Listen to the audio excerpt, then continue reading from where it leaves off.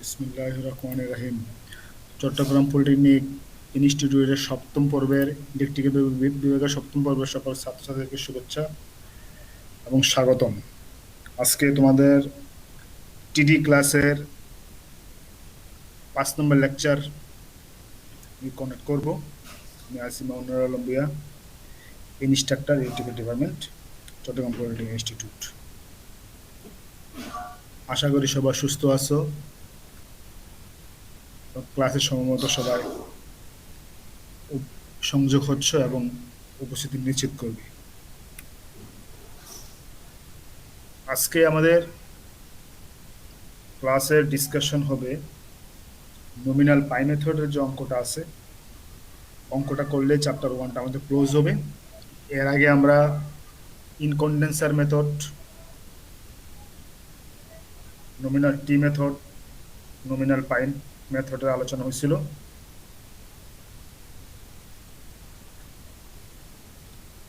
আজকে আমরা নমিনাল পাই method অঙ্কগুলা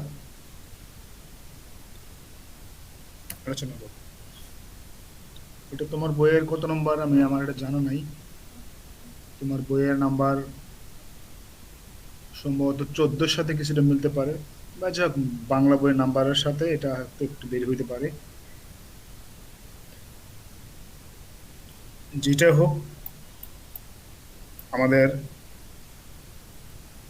data তো সেম থাকবে। একটি 100 কিলোমিটার লং একটা line, 3 phase 50 hertz transmission line আছে। রিঅ্যাক্টেন্স দেওয়া আছে প্রতি কিলোমিটার 0.1 ওহম, রেজিস্ট্যান্স দেওয়া আছে 0.1 ওহম, রিঅ্যাক্টেন্স দেওয়া আছে 0.5 ওহম, সাসেপ্টেন্স দেওয়া আছে 10 × 10⁻⁶ সিমেন্স বা মহ। আর লাইনটার লোড দেওয়া আছে, মানে রেজিস্টিভ পিআর লোড দেওয়া আছে, রিসিভিং এন্ডের লোড পিআর 20 মেগাওয়াট, আর পাওয়ার ফ্যাক্টর দেওয়া আছে 0.9। বিআর বা রিসিভিং ভোল্টেজ দেওয়া আছে 66 KV. Calculate by nominal method pi method, sending এন্ডের পাওয়ার ফ্যাক্টর কত হবে, রেগুলেশন কত হবে, এবং ইফিসিয়েন্সি। এই অঙ্কটা আমরা ইফিসিয়েন্সি সহ দেখাবো। আগের অঙ্কটা তো আমরা দেখাচ্ছিলাম ভোল্টেজ রেগুলেশন পর্যন্ত। এজ ইউজুয়াল আমরা আগের অঙ্ক যেভাবে আছে, টি মেথড এবং ইনকন্ডেন্সার মেথডে আমরা কি করছি, টোটাল রেজিস্ট্যান্স বের করে নিচ্ছি। এখানে আর দেওয়া আছে 0.1 ওহম, আর তার সাথে আমরা লাইনের দৈর্ঘ্য দেওয়া আছে 100 কিলোমিটার, গুণ করার পর হচ্ছে 10। রিঅ্যাক্টেন্স দেওয়া আছে 0.5, তার সাথে আমি যদি দূরত্ব গুণ করি তার মোট রিঅ্যাক্টেন্সটা পাবো। সাসেপ্টেন্স দেওয়া আছে হলো 10 × 10⁻⁶, এটার সাথে আমি মোট দূরত্ব গুণ করলে এটা পেয়ে যাব। রিসিভিং এন্ডের ভোল্টেজ যেটা দেওয়া আছে লাইন ভোল্টেজ, এটাকে অবশ্যই ফেজ ভোল্টেজ নিয়ে যেতে হবে। আমরা জানি বি লাইন সমান সমান √3 বি ফেজ। আউটপুট ভোল্টেজ সবসময় দেওয়া থাকবে লাইন ভোল্টেজ, এটাকে আমরা পার ফেজে নিয়ে যাবো, কারণ রেজিস্ট্যান্স, ইন্ডাকটেন্স এবং সাসেপ্টেন্সগুলো ফেজে দেওয়া আছে, তো এই জন্য ভোল্টেজটাকে ফেজে নিয়ে যেতে হবে। তাহলে √3 দিয়ে ভাগ করলে 38105 ভোল্টেজটা পাবো। এবার কারেন্ট আমরা পাবো, ফেজ কারেন্ট আই সমান সমান পি সমান সমান √3 বি cos θ থেকে আমরা ওই পাওয়ারের যে সূত্রটা আছে সেই সূত্র থেকে আমরা আই পাবো, I is P by √3 B cos θ। cos θ 0.9, আমরা 0.8 দিয়ে অঙ্কগুলো করে অভ্যস্ত, 0.866 থাকে বেশিরভাগ, কিন্তু এখন 0.9 দেওয়া আছে, যা আছে তাই। তাহলে আই আর মানটা আমরা পাবো 195 × 195। তারপর এটাকে আমরা রেক্টেঙ্গুলার ফরম্যাটে নিয়ে যাব। আর cos θ যদি 0.9 হয় তাহলে sin θ হবে, শিফট দিয়ে যদি আমি থিটা বের করি তারপরে সাইনের সাথে গুণ করলে 0.435। একটু কার্যক্রম আগের মতো, এটা গতানুগতিক অঙ্ক, এটা মানে ডাটাগুলোকে ইয়ে করা। আচ্ছা, এটা কাজে লাগবে পরে। এবার আইআর এর যে মানটা আছে, আইআর এর যে মানটা আছে ওইটাকে আমরা রেক্টেঙ্গুলার ফর্মে নিয়ে যাব। আইআর cos θ আর মাইনাস জে অফ sin θ, তাহলে 195 তে আমরা মানটা পাইছিলাম সূত্র থেকে 0.9 cos θ আর যে sin θ 0.435, এটা করলাম। সাথে সাথে পোলার মানটা তো আমরা আগে পাইলাম, বা এটাকে পোলারে করে রাখলে ওই মানটা আসবে। আর বি আর তো যেহেতু এখানে রেফারেন্স লাইন, এখানে জি হলো তোমার রেক্টেঙ্গুলার ফর্মে জি যদি 0 হয় আর পোলার ফর্মে 0 90 ডিগ্রি হবে। এটা লেখা দরকার নেই, জাস্ট এভাবে দিলে হবে। যেহেতু এটা income in nominal pi method, এখানে নমিনাল পাই মেথডে দেখো চিত্রটা আমি আবার একটু রিমাইন্ড করি, আগে তো বলা হয়েছিল ক্লাসে। এই যে পাই মেথডের ক্ষেত্রে এখানে ক্যাপাসিটরকে সুষমভাবে বিচ্ছিন্ন করা হয়েছে লাইনের সেন্ডিং এন্ডে এবং রিসিভিং এন্ডে। অর্থাৎ এটা যদি আইসি2 হয়, এটা যদি আইসি1 হয়, তাহলে সেন্ডিং এন্ডে এখানে সি/2 আর রিসিভিং এন্ডে এখানে সি/2, দুটো মিলে একটা ফুল সি হইলো আর কি। আর এখানে তো লাইন কনস্ট্যান্ট গুলো আছে, ওইটা অনুযায়ী ভেক্টর ডায়াগ্রাম অঙ্কন করতে গেলে আমরা এরকম আসে, ড্রপগুলো এই পাশে, আর এদিকে ক্যাপাসিটির জায়গায় যদি এখান থেকে শুরু করি তাহলে আইসি1, এটা হবে আইসি1, তারপর আইএল কারেন্ট সংযোগস্থলটা, তারপর আবার আইসি2, এই পাশের আইসি2 কারেন্টটা 90 ডিগ্রি লিডিং এ আছে, তারপর এটাকে যোগ করলে আমরা আইএস পেয়ে যাবো। তো এভাবে পেয়ে গেলে আমাদের সূত্রগুলো অলরেডি চলে আসতেছে, যে আইসি1 অর্থাৎ এই পাশের ক্যাপাসিটর আর যে কারেন্ট আছে আইসি1, এই সি1 এর মানটা কি হবে আমরা জানি, IC one B is equal to I is equal to B Y. Y মানে হলো এখানে কন্ডাক্টেন্স, যেহেতু এখানে সি/2 আছে, তাহলে জে অফ বি ওয়াই/2, অথবা জে অফ বি/2, voltage B into j of B বা সাসেপ্টেন্সে/2, অর্থাৎ সি/2 যেটা, এটাকে সি/2, কারণ আমরা জানি 1/2πfc, ওই ওয়ান থেকে এটা আসছে আর কি, অথবা Y is equal to G plus J of B, BL minus BC is equal to 0। তো এখানে আমরা আইসি1 টার্ম আমরা পাবো 2πfc আর, অথবা সি এখানে বিআর ইন্টু জে অফ ওয়াই/2।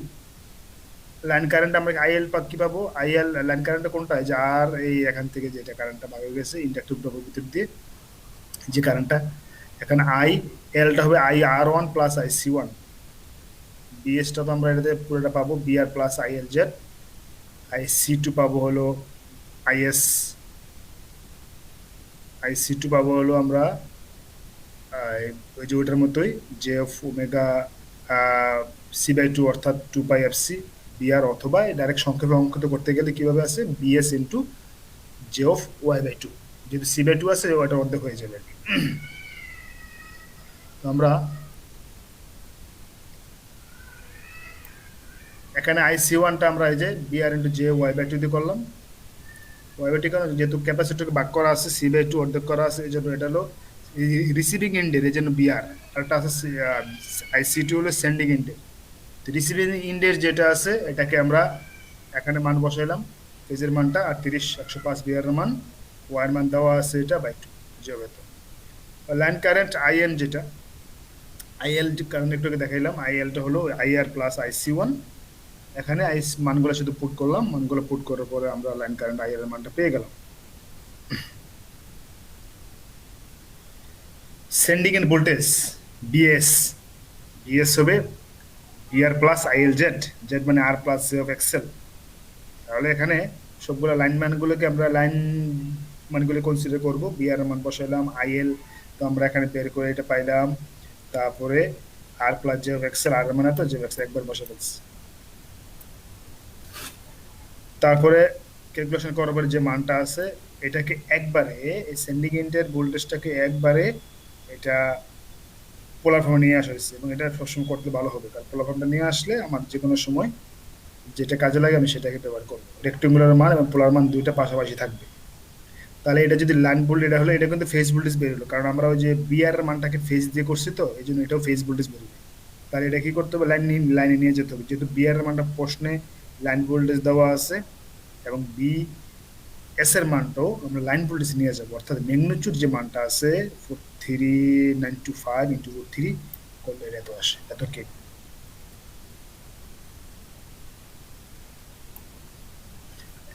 এবার সেকেন্ড পার্ট, মানে প্রথমে আইআর এর পার্ট করলাম, এবার যদি আমরা আইএস এর দিকে আসি, ইনপুটের দিকে আসি, তাহলে আইসি টু এই সূত্র এটাই, আগে ছিল আইসি1 সমান সমান ছিল বিআর জে অফ ওয়াই/2, এখন আইসি2 হবে সমান সমান বিএস জে অফ ওয়াই/2।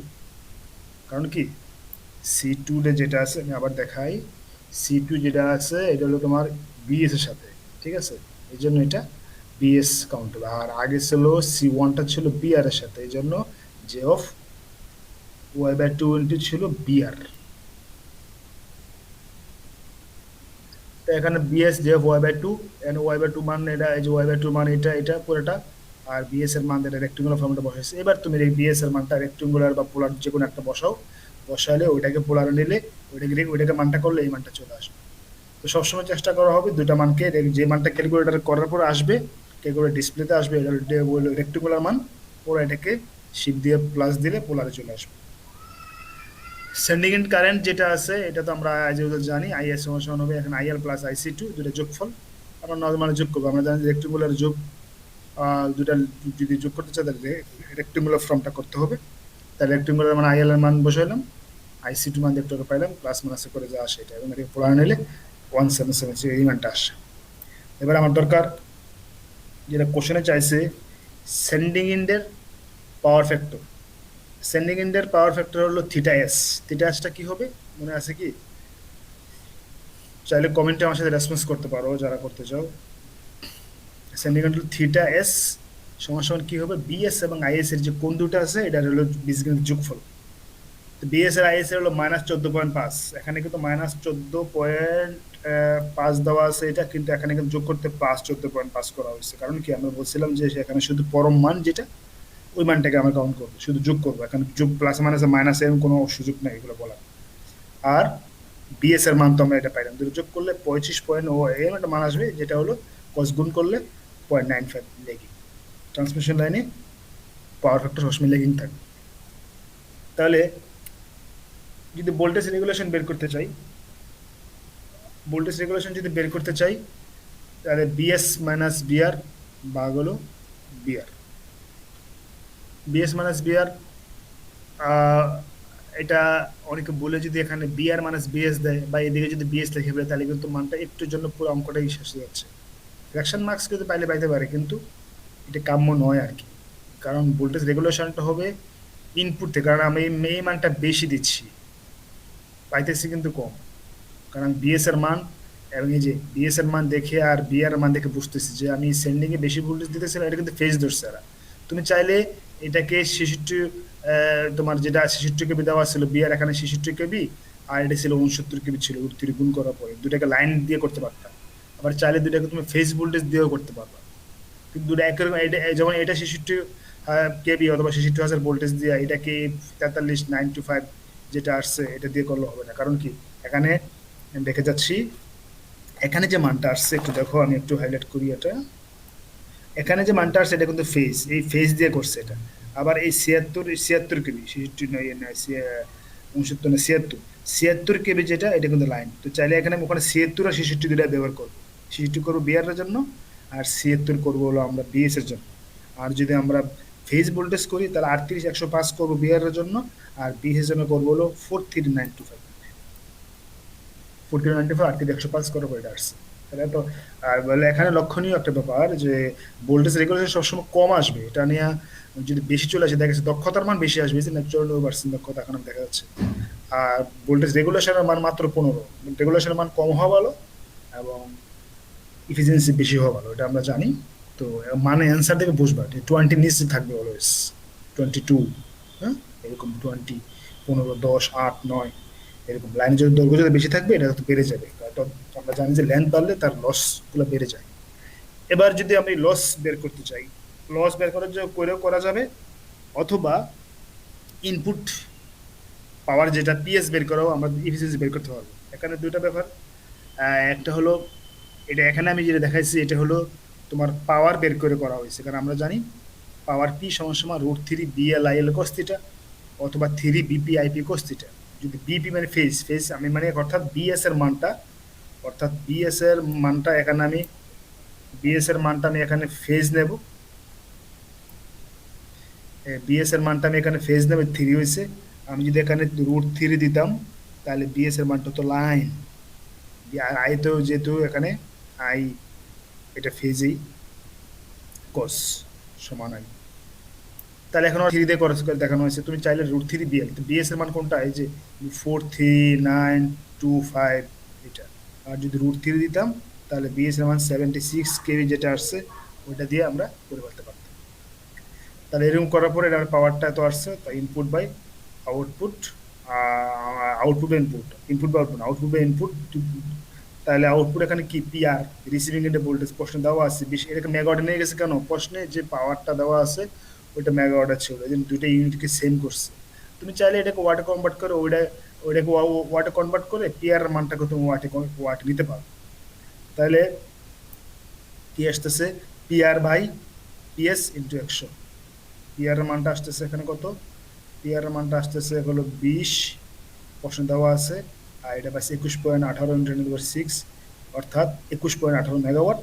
এটাকে করার পরে 100 করে এত%। দেখা গেল ওই লাইনের ইফিসিয়েন্সি 94%, ভোল্টেজ রেগুলেশন 15.27%। এইভাবে অঙ্কগুলো ধাপে ধাপে ধীরে স্থিরে এগুলো শেষ করতে হবে। এবং এই চ্যাপ্টার থেকে মিড টার্ম পরীক্ষা অঙ্ক থাকবে, সেমিস্টার ফাইনাল অঙ্ক থাকবেই। আশা করি তোমরা আমার আমি চাইলে কিন্তু একদিন বা 2 দিনে নিতে পারতাম ক্লাসগুলো, এই নেই, কারণ হলো এগুলো একটু বড় অঙ্ক, আস্তে আস্তে বোঝার ব্যাপার আছে, এই জন্য একদিনে একটা অঙ্ক নিয়ে আমি আলোচনা করি, যেন ক্লাসে যে একটু দুর্বল ছাত্র, দুর্বল বলতে যে একটু কম সময় দেয়, সেও যেন এগুলো বুঝতে পারে, তার কথা চিন্তা করে কিন্তু ক্লাসে লেকচারগুলো সাজানো। যারা ভালো বোঝে তারা তো বুঝেই, এটা তার ব্যাপার, এটা তার জন্য ভালো। আর যারা বোঝে না বা কম বোঝে, কম সময় দেয়, তাদের জন্য আমি এটা করছি যে 3টা মেথডের অঙ্ক আমি 3 দিনে তৈরি করছি, অর্থাৎ ইনকন্ডেন্সার একদিনে করছি, যারা ওটা বোঝো নাই পরের দিন টি তে গেছে, টি তে যাওয়ার কারণে এই প্রথম পার্ট অঙ্কের কিছুটা ওটার সাথে মিলে গেছে আর একটু, তাহলে তারা ইন আগেরটা একটু সে বুঝে যাচ্ছে টি দিয়ে। আবার যারা টি একটু সমস্যা রয়ে গেছে, কোথাও কোথাও সমস্যা থাকতে পারে, এগুলো হাতে কলম না করলে হবে না। আমি এগুলো হাতে কলম করে তো এখানে উঠেছি, তোমার হাতে কলম করতে হবে, করে এগুলো আমার অ্যান্সার গুলো কারেকশন করতে হবে, কারণ বইয়ের অনেক অ্যান্সারের সাথে এগুলো ডিফারেন্স আছে, ভুল হইতে পারে মানে কোনে হোক। তোমার ক্যালকুলেটার যেটা আসবে সেটাকে তুমি স্ট্যান্ডার্ড ধরে নিবা, ডিভাইড করে করবা ক্যালকুলেটারতে, দেখবা যে যেটা আসবে সেটাই। তারপরে পাই মেথড করলাম আরেকদিন, আজকে দিন পাই না, আজকে লেকচার 5 আমরা এই চ্যাপ্টার শেষ করতে যাচ্ছি। তারপরে এখানে এই পাই মেথডে আমরা যেটা করলাম যে টি তে যদি কারো কোনো সমস্যা থাকে এটাও সে এখানে ব্যাকআপ দিতে পারবে। শুধু চিত্রতে একটু সমস্যা, একটু ডিফারেন্স, সূত্রতে একটু একটু ডিফারেন্স।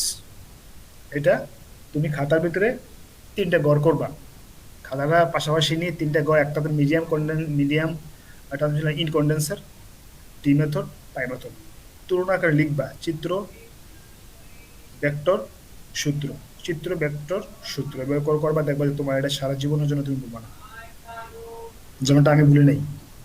কারণ এগুলা একটু লেখে লেখে পড়লে দেখতে মনে হয় কঠিন, প্রথম তোমরা এখন নিজে চিন্তা করো, যেদিন শুরু করছিলাম এতে তোমাদের কাছে খুব কঠিন মনে হয়েছিল, হিজিবিজি মনে হয়েছিল, কিন্তু এখন কিন্তু সেটা খুব একটা মনে হচ্ছে না, অনেকটা ওভারকাম করে ফেলতেছো। আবার যখন তুমি নিজে করে ফেলবা তখন আমার কথাগুলো তোমার সাথে মিলে যাবে, আরে তাই তো সহজ তো ব্যাপারটা, অঙ্কগুলো সাইজে বড় আর কি, বড় হোক, কিন্তু তুমি যখন করতে করতে তোমার প্র্যাকটিস হাতটা চলে আসবে, তখন তুমি এটা 10 মিনিটও লাগবে না করতে, কিন্তু এখন তোমার এটা আধা ঘন্টা লাগবে। তো যাই হোক, আমরা খুব সুন্দর মতো শেষ করলাম মনে হয়, আশা করি আমরা প্রথম অধ্যায়। এবার কিছু হোমওয়ার্ক আমি দিচ্ছি। হোমওয়ার্ক বলতে এটা আমাকে সাবমিশন করা লাগবে কিনা তৈরি করার পর যদি চাই আমি দিবা আর কি, যে draw the phasor diagram of nominal T এবং pi method. Draw the phasor diagram vector ডায়াগ্রামকে ফেজর ডায়াগ্রাম বলে। ফেজর ডায়াগ্রাম যদি আমি করতে চাই তাহলে অবশ্যই আমাকে সার্কিট ডায়াগ্রাম লাগবে। সার্কিট ডায়াগ্রাম চাইলে কি না চাইলে কি তোমার রাখতে হবে, কারণ সার্কিট ডায়াগ্রাম ছাড়া তুমি তো ড্রপগুলো বের করতে পারবা না বা দেখাতে পারবা না যে এটার সাথে এটা, যে এটা এটার পর এটা হয়েছে। তাহলে ফেজর ডায়াগ্রাম গুলা তোমার রাখতে গেলে সার্কিট ডায়াগ্রাম লাগবে, তার মানে এরা এখানে হিডেনলি সার্কিট ডায়াগ্রাম সহ বলা আছে। আরেকটা আসলে what is the drawback of end condenser method, অসুবিধা, ড্রব্যাক, ডিমেরিটস, ডিসঅ্যাডভান্টেজ, কিছু ইংরেজি কথা আমাদের শিখতে হবে, এই জন্য আমি চেষ্টা করি ইংরেজিগুলো একটু সহজ সহজ ভাষা লিখতে, যেন সবাই বুঝতে পারে। What is the drawback of end condenser method, এবার ইনকন্ডেন্সার মেথডের ড্রব্যাক মানে অসুবিধাগুলো কি, দুটো অসুবিধা ছিল আমরা আগে আলোচনা করছি, যে পারা তোমার এটা কমন পড়ে গেছে, পারো। Mathematical problems on your book, example 5, 8 এবং 15। এক্সাম্পল 5, 8, 15 এটা কি আমি নতুন বই থেকে দিয়েছিলাম না পুরাতন বই থেকে দিয়েছিলাম, আমি নিজে ভুলে গেছি, আমার মনে হয় এটা পুরাতন বই থেকে দিচ্ছি। তবে সোজা কথা হলো আমি এটা একটু সহজ করে দিই সবার জন্য, যে যদি তোমার ইয়ে হয় কি বলে, এই অঙ্ক যদি করতে যাও তাহলে তুমি 3টে মেথডে 3 অঙ্ক নিবে। আমার এখানে নাম্বারটা 5, 8, 15 দেখা গেছে তোমার এটা হুবাহুব দেখা গেছে দুইটা টি মেথড পড়ে গেছে বা দুইটা পাই মেথড পড়ে গেছে। আমার ভুবনেশ্বর দিচ্ছি তো, কিন্তু নতুন পাবে এডিশনে বইয়ের সাথে নাম্বারটা মনে হয় একটু একটা অঙ্কের দিকে দিক হচ্ছে সংখ্যার দিক দিয়ে। তো তোমরা টার্গেট থাকবে যে ইন কন্ডেন্সের মেথড একটা অঙ্ক করবো আমি, এটা বইয়ের যত নম্বর হোক। নমিনাল টি মেথড আমি যেই নাম্বার হোক অঙ্কটা করব। অনুরূপভাবে আমি পাই মেথডের অঙ্কটা যেভাবে আছে আমি সেভাবে করব। সবাই আমাকে কমেন্টে সালাম দিতেছে, সবার সালামের উত্তর আমি একসাথে নিচ্ছি। ওয়ালাইকুম আসসালাম রহমতুল্লাহ বারাকাত। আজকে নতুন জিনিস শিখবো, ফেরান্টি ইফেক্ট। ফেরান্টি ইফেক্ট এটা আমি আবার বাংলায় করছি, কারণ কি এটা আবার অনেক, এটা যে ইনপুটের সংজ্ঞা, এটা ইনপুটের সংজ্ঞার কারণে এটা ভাইভাতে জিজ্ঞাসা করা হয়, পরীক্ষা আসে। ফেরান্টি ইফেক্টটা তোমরা TD1-এ শেষের অধ্যায় হয়তো তোমার আলোচনা ছিল, কিন্তু ক্লাস তো নিতে পারে না। এটা ওই যে স্কিল পোর্টাল ওয়েবসাইট আমি ক্লাস দেখছিলাম, ওখানে আলোচনা হচ্ছে, এবং যারা প্রিপারেশন নিচ্ছ, ভালো স্টুডেন্ট ছিল, প্রিপারেশন নিচ্ছ, তারা হয়তো একটু স্টাডি করছো। আচ্ছা, না করলে সমস্যা নেই, এটা আবার আসছে, কারণ দীর্ঘ পরিবহন লাইনে আমার পরবর্তী অর্থাৎ দীর্ঘ পরিবহন লাইন পড়বো, ওখানে হয়তো এটা পাইতে পারি। ট্রান্সমিশন লাইনের ক্ষেত্রে ফেরান্টি ইফেক্ট হলো এমন একটা ইফেক্ট, যখন কোনো ট্রান্সমিশন লাইনে কোনো তোমার লোড থাকবে না, হালকা লোড থাকবে, অর্থাৎ ওপেন সার্কিট থাকবে, বা বিনা লোড, উইদাউট মেকানিক্যাল লোড, কি হবে, তোমার রিসিভিং এন্ডের যে ভোল্টেজটা আছে, এটা প্রেরণ প্রান্তের ভোল্টেজ হচ্ছে বেশি হবে, মানে BR গ্রেটার দেন হয়ে যাবে BS। আবার বলি একটু, যারা আসো থাকার তো কথা, যারা আসো ক্লাসে, রিসিভিং এন্ডের ভোল্টেজ সেন্ডিং এন্ডের ভোল্টেজ বেশি হওয়ার কথা, কিন্তু অ্যাকচুয়ালি কিন্তু রিসিভিং এন্ডের ভোল্টেজ সেন্ডিং এর চেয়ে কম হয়। কারণ সেন্ডিং এর যদি আমি মনে করি যে কোথাও আমি 11 KB পাঠাই, আমি রিসিভিং গিয়ে কিন্তু 11 পাবো না। ওই যে সিস্টেমের লসের কারণে, দূরত্বের কারণে, দৈর্ঘ্যের কারণে লস হবে, অপচয় হবে, রেজিস্ট্যান্সের কারণে হবে, তো এক্সেলের কারণে হবে। তার মানে আমরা ওখানে গিয়ে পাবো 10.9, 10.5, এরকম আর কি। তার মানে আমরা নর্মালি যেটা জানি যে ট্রান্সফরমারের ক্ষেত্রে দেখছি, মেশিনও দেখছি, আবার এখন পরিবহন লাইন এটাও দেখতেছি, যে ইনপুট অবশ্যই গ্রেটার দেন আউটপুট, যেমন BS গ্রেটার দেন BR হবে। কিন্তু ফ্যারান্টি ইফেক্ট হলো একজন নাম, ফ্যারান্টি ওনার নাম।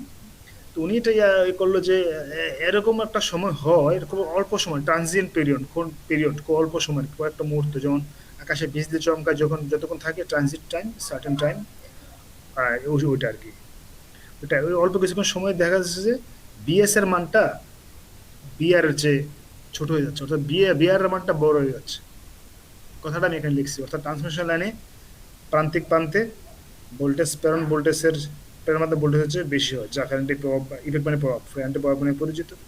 এই ধরনের প্রভাব মূলত প্রাপ্তির শেষে হালকা লোড, প্রাপ্তির শেষে মানে লেগে আউটপুট আর কি, হালকা লোড বা ওপেন সার্কিটের কারণে ঘটে। যেটা আমরা আহ, বই আরো সুন্দর করে দেওয়া আছে, বাংলা করে আর ড্রেস দেওয়া আছে, ওখান থেকে পড়তে পারবা। অথবা TD1-এর বই দেওয়া আছে লাস্টের অধ্যায়। ফ্যারান্টি ইফেক্টের কারণে কি হবে, মূলত কি জন্য হবে, ওই যে চার্জিং কারেন্ট ক্যাপাসিটর ব্যবহার করা হয়, যে এই জন্য দীর্ঘ পরিমাণ লেন্থের ক্যাপাসিটরকে পুরোপুরি হিসাবে আনা হয়।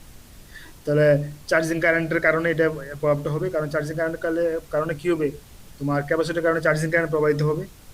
আর তো চার্জিং কারেন্ট যখন বেড়ে যাবে, তখন রিসিভিং ভোল্টেজ ইন্ডের চেয়ে, রিসিভিং ইন্ডে ভোল্টেজটাও সেন্ডিং ইন্ডের চেয়ে বেড়ে যাবে।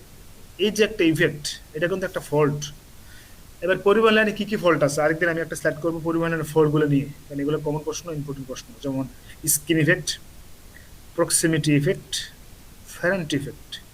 ইফেক্টগুলোর সম্বন্ধে ভালো জানতে হবে, ভালো কিভাবে কাজ করে বা কেন হয়, এগুলো কিভাবে ওভারকাম করা যায়, এগুলো নিয়ে আরেকদিন আমি একটা স্লাইড তৈরি করার চিন্তা করবো, যদি মনে থাকে। তাহলে আমরা ফেরান্ট ইফেক্টটা যদি দ্বিতীয় বা তৃতীয় অধ্যায় যদি ফেরান্ট ইফেক্টটা আসে, আশা করি সবাই এটা পারবা, যে যখন কোনো পরিমাণ লাইনে লোড, হালকা লোড বা বিনা লোড বা লোডবিহীন অবস্থায় রিসিভিং গ্রহণ প্রান্তের ভোল্টেজ প্রেরণ প্রান্তের ভোল্টেজ বেশি হয়ে যায়, বেশি হয়, সেই প্রভাবকে বলা হচ্ছে, সেই ঘটনাকে বলা হচ্ছে ফ্যারেন্ট ইফেক্ট, বা সেই ইফেক্টকে বলা হচ্ছে ফ্যারেন্ট ইফেক্ট, বা সেই ঘটনাকে বা সেই প্রভাবকে, যেটা বলো। ফ্যারেন্ট ইফেক্ট মূলত হয় চার্জিং কারেন্টের জন্য, যখন ক্যাপাসিটিভ লাইনে, যে ক্যাপাসিটি ব্যবহার করা হলেই লাইনে এখানে চার্জিং কারেন্ট যাবে, কারণ যেহেতু কারেন্ট আছে, ভোল্টেজ আছে, ক্যাপাসিটর আছে, তো অবশ্যই এখানে চার্জিং কারেন্ট প্রবাহিত হবে।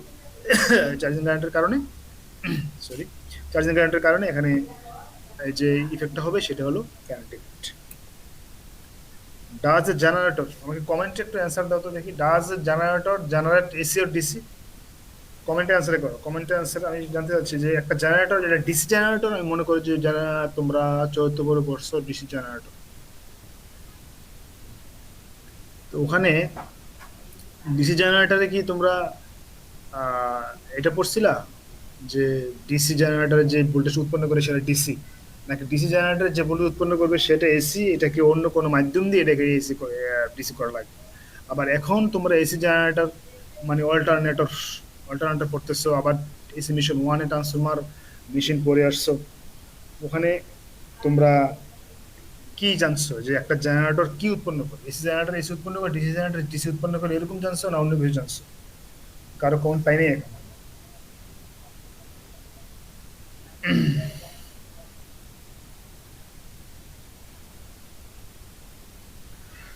তাহলে জেনারেটর যেটা হোক না কেন, সোর্স যেটা হোক না, ডিসি বা এসি যাই হোক, এটা সবসময় এসি এসি উৎপন্ন করবে, এসি উৎপন্ন করবে। যদি আমার ডিসি প্রয়োজন হয়, আমি এখানে ডিসি দেখাইছি, দেখো একটা চিত্র আছে, কমুটেটর, কমুটেটর, এই যে কমুটেটর, তারপর হলো শ্যাফট, এই যে ব্রাশ। কমিউটার কাজ হলো এসি কে ডিসি তে কনভার্ট করে নেওয়া। হ্যাঁ, কমিউটার দিয়ে আমি এসি কে ডিসি করব, এবং ব্রাশের সাহায্যে তার সাথে আমি আউটপুটে এখানে সাপ্লাই কানেকশনটা দেবো, ব্রাশের সাহায্যে আউটপুটে নিয়ে আসবো। আবার যদি এসি জেনারেটর হয় তাহলে আমি কি করব, স্লিপ রিং, রিং এর মতো এই যে যে এরকম দেখানো আছে, এই যে গোল্ডেন কালারের আছে, সাদা কালারও আছে, এই যে গোল্ডেন এইরকম, এখান থেকে আমি লাইন বের করে নেব স্লিপ রিং দিয়ে, এটাকে ব্রাশ আছে, ছোট ছোট ব্রাশ দিয়ে এটাকে বাইরে নিয়ে যাবো। এটা রোটার দেওয়া আছে, ওন টাইপ রোটার দেওয়া দেখানো আছে, এটা একটা স্লিপ রিং এর একটা নমুনা দেখানো আছে, এই যে টার্মিনাল বের করা আছে। তারপর এটার একটা মোটরের মোটামুটি ব্রাশ, রোটর, হ্যাঁ, স্ট্যাটর, স্ট্যাটর যে বাইরের আবরণটাকে বলা হচ্ছে স্ট্যাটর, আর ভিতরটাকে বলা হচ্ছে রোটর, এটা শেফট, এটা কমিউটেটর, এটা ব্রাশ। তাহলে আমরা পাশাপাশি বেসিক গুলোও আমরা সিলেবাসের বাইরেও, যেগুলো আমার সিলেবাস আওতাভুক্ত নয় কিন্তু ইলেকট্রিক্যালের ডিপার্টমেন্টের আওতাভুক্ত বা আমার জানার আওতাভুক্ত, সপ্তম বর্গ হিসেবে আমি কিছু কিছু যে বোনাস জিনিস তোমাদেরকে প্রতি ক্লাসে অ্যাড করতেছি। যেমন মোটর জেনারেটর নিয়ে আমি একটা তোমাদেরকে টিপস দিচ্ছি, আবার ফ্যারান ডিফেক্ট যেটা আছে এটা আমার আজকের ইয়েতে ছিল না কিন্তু ওটা আছে, এই যে এইটা লাগবে সেগুলো নিয়ে আলোচনা করতেছি। হতাশা হওয়ার কিছু নয়, আজকের জন্য যেটা হার্ড, আগামীদের জন্য অবশ্যই আরো খারাপ হতে পারে, কিন্তু তারপরের দিন অবশ্যই এটা তোমার জন্য সুবিধা হয়, তোমার জন্য তোমার অনুকূলে চলে আসবে। Never give up, today is hard, tomorrow will be worse, খারাপ, bad, worse, but the day after tomorrow will be shine, day after tomorrow অবশ্যই শাইন।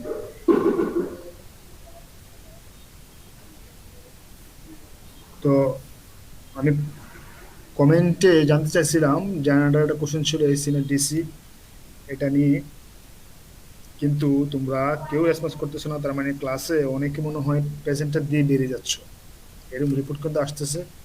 এবং আমার কাছে যে প্রেজেন্ট টাইম পেতেছি, এটা কিন্তু কে কতক্ষণ ক্লাসে থাকতেছে সেটা কিন্তু প্রকাশ হয়ে যাবে, সে অপশন তৈরি করতেছি যে কে কতক্ষণ ক্লাসে কটা প্রেজেন্ট দিছে এবং কটার সময় সে বেরিয়ে গেছে।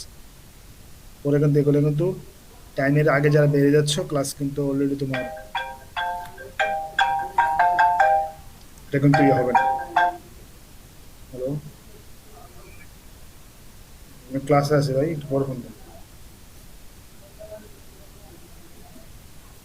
তো যেটা বলতেছিলাম যে ক্লাসে ফুল টাইম থাকাটা এটা তোমার নৈতিক দায়িত্ব, প্লাস প্রেজেন্ট দিয়ে যে চলে যাওয়াটা, এই যে একটা তুমি নিজেকে ফাঁকি দিচ্ছ, আলটিমেট প্রতারণা করতেছো, এটা কিন্তু পরিণতি ভালো হবে না। So be careful. ক্লাসে ফুল টাইম থাকার জন্য আমি তোমাদেরকে সবাইকে নির্দেশনা দিচ্ছি, আমি ক্যাপ্টেনদেরকে নির্দেশনা দেবো, স্পেশালি 4x4 ক্যাপ্টেনকে। সপ্তম পর্বের সবগুলা ক্লাসের ভিতর কে থাকতেছে না, কে ক্লাসের হাজিরাতে চলে যাচ্ছে, এবং তোমাদের যে ফেস মেসেঞ্জার একটা গ্রুপ আছে, টিচাররা সবাই ইনভলভ, তোমরা জানার পরও সিআই স্যার এখনো আছে, স্যার কালকে হতাশ হলো এবং আমাদেরকে বললো যে ছেলেগুলো এত কমেন্ট করতেছে, এত ইয়ে করতেছে, এগুলো নিয়ে তোমরা কিছু বলতেছো না, এদেরকে রুল নাম্বার সহ এদেরকে আইডেন্টি দেওয়া, আমি প্রিন্সিপাল স্যারের কাছে আমি ইয়ে দেবো, এদেরকে একটা চরম অ্যাকশনে যাওয়া হবে, গ্রুপ থেকে ব্যান করা হবে, প্লাস এদেরকে সেমিস্টার একটা এরকম অ্যাকশন নেওয়া হবে। তো সাবধান, কমেন্ট করতে গেলে সাবধান, যেটা লাগবে না এটা ছাড়া কমেন্ট করবো না। টিচারের ক্লাস হচ্ছে না, ঘুমাইতেছি, ঘুমাইতেছে, এই ধরনের বাজে কথাগুলো কয়েকটা ছাত্র বলতেছে, আমি এদের রোল নম্বরগুলো ফোন নম্বরগুলো কালেকশন করতেছি। স্যাররা ট্রেনিং থাকতে পারে, ট্রেনিং এ কিন্তু শেখার কোনো অংশ, এটা তোমার ডিসিশন নিয়ে ট্রেনিং দিবে না। ট্রেনিং এটা সরকারিভাবে সিদ্ধান্ত হয়ে আসতেছে, স্যাররা জানেও না যে ট্রেনিং চলে আসছে, অর্ডার আসছে, চলে যাচ্ছে। ওনাকে রেসপন্সিবল একজনকে দেওয়া গেছে, উনি হয়তো দু একদিন পরে উনি ট্রেনিং আছে, হয়তো যাকে দিচ্ছে সেও আসবে, একটু ওয়েট করতে হবে, ক্যাপ্টেন স্যারের সাথে কন্ট্যাক্ট করবে, না হয়, আর যদি না হয় তাহলে ডিপার্টমেন্টে যোগাযোগ করবে। কিন্তু একটা ক্যাপ্টেনের উপর, ক্যাপ্টেনের এই দায়িত্বটাকে জোরালো পালন করতে হবে এবং সবাই এটাকে সহায়তা করতে হবে, সবাই এটাকে মানতে হবে। আমি আশা করি এরকম ডিসিপ্লিনে আসতে হবে, কারণ আর কদিন পরে তুমি চাকরি ক্ষেত্রে ইন্ডাস্ট্রিতে যাবা ট্রেনিং এর জন্য, তারপরে চাকরি নিজেও করবা। সো ডিসিপ্লিনটা এখন মধ্যে নিজের মধ্যে না আনলে, ধৈর্য যদি না বাড়াও, তাহলে কিন্তু সমস্যা হবে। তো আমি আশা করব এই জিনিসগুলো তোমরা মেনে চলার চেষ্টা করবা। আর যেই আলোচনাগুলো আজকে হইলো, এগুলো একটু বাসায় দেখবা, দেখে আমরা আগামী ক্লাসে দ্বিতীয় অধ্যায় শুরু করে দেবো। প্রথম অধ্যায় থেকে একটা বড় অঙ্ক থাকবে, ভেক্টর ডায়াগ্রাম এবং সার্কিট ডায়াগ্রাম থাকবে। কোনটা থাকবে এটা তো বলা যায় না, প্রশ্ন একটা আমরা করি, তারপরে এটা মডারেশন হয়, হ্যাঁ, প্রশ্ন এই জন্য চেঞ্জ হতে পারে। তো এই জন্য কোনোটা বাদ দেওয়া হয়নি, তিনটাই সময় নিয়ে সবগুলো দেখানো হয়ে গেছে। আশা করি তোমরা উপকৃত হবা, ভিডিওগুলো আসছে, ভিডিও দেখতে পাবে। আর যারা ভালো ফ্যান, যারা বোঝে একটু ভালো, এদের সাথে যোগাযোগ করো, ওদের কাছ থেকেও তুমি এটা নিতে পারো, বুঝতে পারো। আশা করি খুব একটা সমস্যা হবে না, তারপরে সমস্যা হলে ডিপার্টমেন্টে আমি আসি, অথবা মেসেঞ্জার আছে আমি, অথবা আবার ফোন, হোয়াটসঅ্যাপ, যেভাবে হোক তোমার যেভাবে সুবিধা মাধ্যম তুমি আমাকে নক করে জেনে নিবা। এটা তোমার দায়িত্ব। আমি আমার দায়িত্ব ডেলিভার করলাম, এবার তুমি তোমার দায়িত্ব যেটা আছে সেটা শেষ করো, এবং সেটা শেষ করবা এই কামনা করতেছি। আজকে গুড বাই সময় বলার সময় হয়েছে।